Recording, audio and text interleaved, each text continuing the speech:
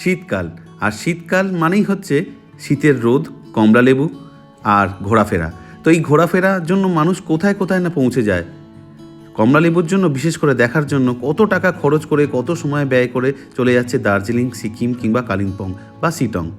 সেটা সব জায়গাতে যাওয়ার ইচ্ছা থাকে, কিন্তু অনেকের সময় সাপেক্ষ বা ব্যয় সাপেক্ষ বলে যেতে পারে না। তো সেই জন্য কিন্তু আমাদের এখানে একজন বন্ধু দাদা খুব ভালো একটা চান্স করে দিয়েছে। সেটা হচ্ছে কলকাতার কাছেই, একেবারে কলকাতার কাছেই হাতের মুঠোয় আপনি হাতে নিয়ে কমলালেবুর বাগান দেখতে পারবেন। কমলালেবুর বাগানের সেই যে অভিজ্ঞতাটা সেটা পুরোপুরি নিতে পারবেন। এটা কলকাতার মধ্যে সাধন করে রেখেছে, মানে আমি তো ভাবতে পারছি না যে কিভাবে সম্ভব।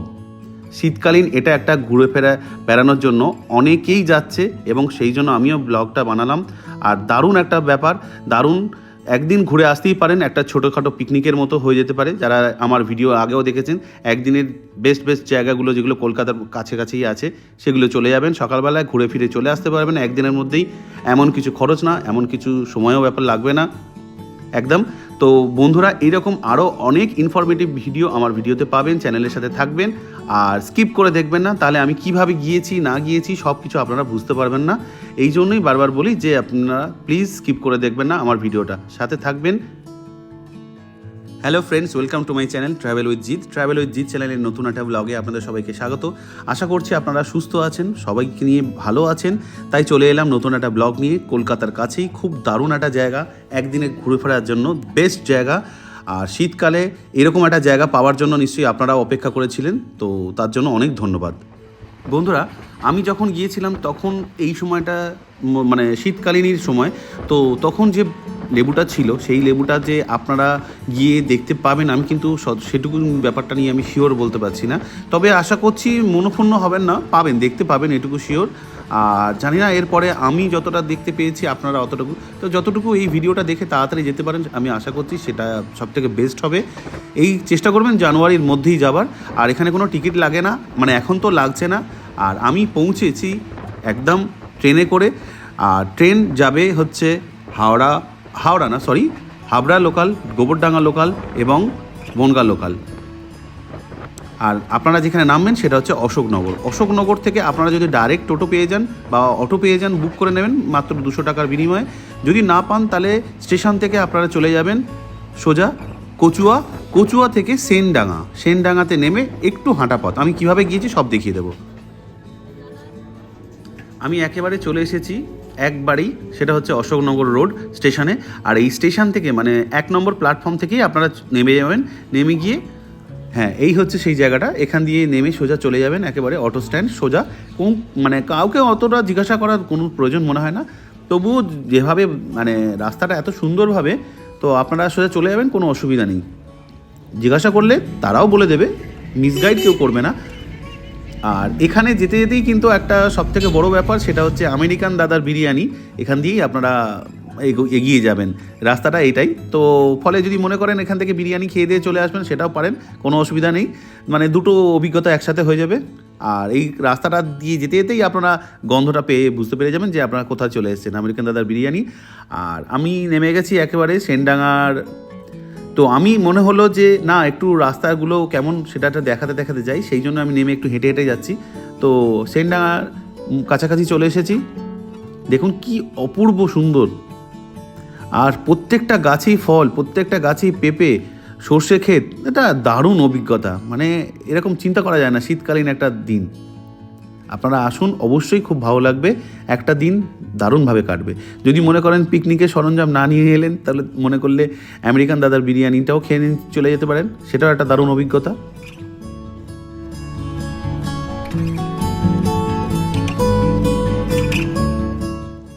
এই যে কলকাতার মধ্যে অসাধ্য সাধন ব্যাপারটা ঘটিয়েছে, সেটাই যে ঘটিয়েছেন তার নাম হচ্ছে সুধীর মণ্ডল।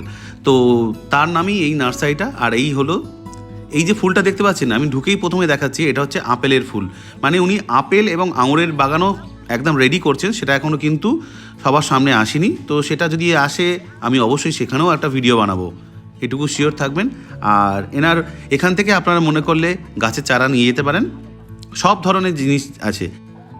আম গাছের চারা, বেল, আপেল, কমলা লেবু, তারপরে কাঁঠাল, যেটা সারা বছর হয় এরকম, আমি সব কিছু দেখিয়ে দেবো, কীরকম ফুল এসেছে কাঁঠাল গাছের সেগুলোও দেখিয়ে দেবো।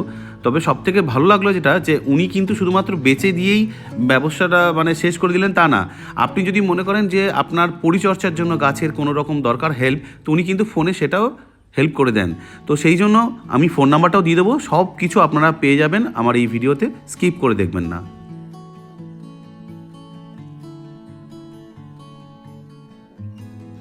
কমলালেবু আমরা যে সবজি বিক্রেতা মানে যে ফল বিক্রেতা তার হাতে দেখি, তার ঝুড়িতে দেখি, কিন্তু গাছে এইভাবে হয়ে থাকা ব্যাপারটা দারুণ অভিজ্ঞতা, আর আপনি সেটা হাত দিয়ে দেখতে পাচ্ছেন। তবে হ্যাঁ বন্ধুরা, আশা করছি আপনারা মানে এইখানকার যে সুন্দরটা রয়েছে ছেঁড়াছিঁড়ি করবেন না। এটা ওনাদেরও খুব খারাপ লাগে যে গাছ থেকে ফল ছিঁড়ে নিচ্ছে না বলে গাছের ডাল ভেঙে দিচ্ছে, এগুলো খুব খারাপ। আমারও যেমন লাগে, যে তৈরি করেছে বাগানটা তারও খুব খারাপ লাগে। তো আশা করছি সেই জিনিসটা করবেন না। গাছের ফটো নিন, ছবি নিন, তাতে কেউ কোনো বারণ করবে না। আপনার যতক্ষণ ইচ্ছা সময় মনে করবেন নেবেন, কোনো অসুবিধা নেই, কিন্তু তাতে কোনো বাধা নেই। শুধু ছেঁড়াছিঁড়ি করবেন না ফল বা গাছের ডাল। আর চারা গাছ আমি যেভাবে বললাম সব কিছু পেয়ে যাবেন এখানে, খুব সুলভ মূল্যেই পেয়ে যাবেন চারা গাছগুলো। সব বাগান আমি দেখিয়ে দেবো, একটু সাথে থাকুন।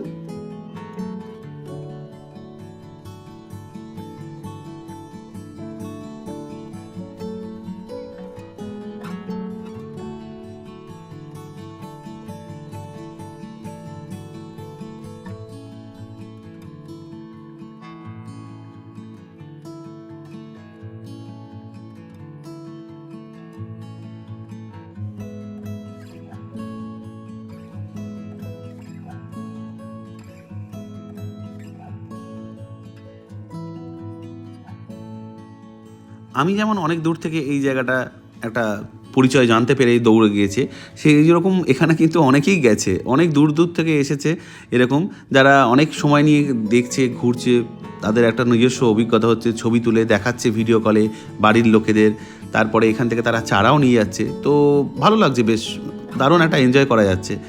আর এখানে আমি আরেকটা জিনিস লক্ষ্য করলাম, যে আপনি যদি কোনো গাছ সম্পর্কে জানতে চান, এই নার্সারি যারা রক্ষণাবেক্ষণ করছেন, মানে সুধীরবাবুর ওয়াইফ বলুন বা সুধীরবাবু বলুন, দারুণভাবে বুঝিয়ে বলছে, অনেক সময় নিয়ে বুঝিয়ে বলছে, কথা বলছে, মানে কোনো বিরক্তি নেই, এতটাই ভালো ব্যবহার। আপনি যদি বলেন যে না আপনি গাছ নেবেন না, তাও গাছের সম্পর্কে একটু জানতে চাইছেন, যে এই ফলটা কোথা থেকে পেলেন, এই ফলটা কিভাবে হলো, সব কিছু দারুণ দাঁড়িয়ে দাঁড়িয়ে বুঝিয়ে বলছেন। সেটা মানে এটা একটা খুব ভালো ব্যবহার, ওটা আমার দেখে যেটা মনে হলো, সত্যি ওনারা খুব মিশুকে।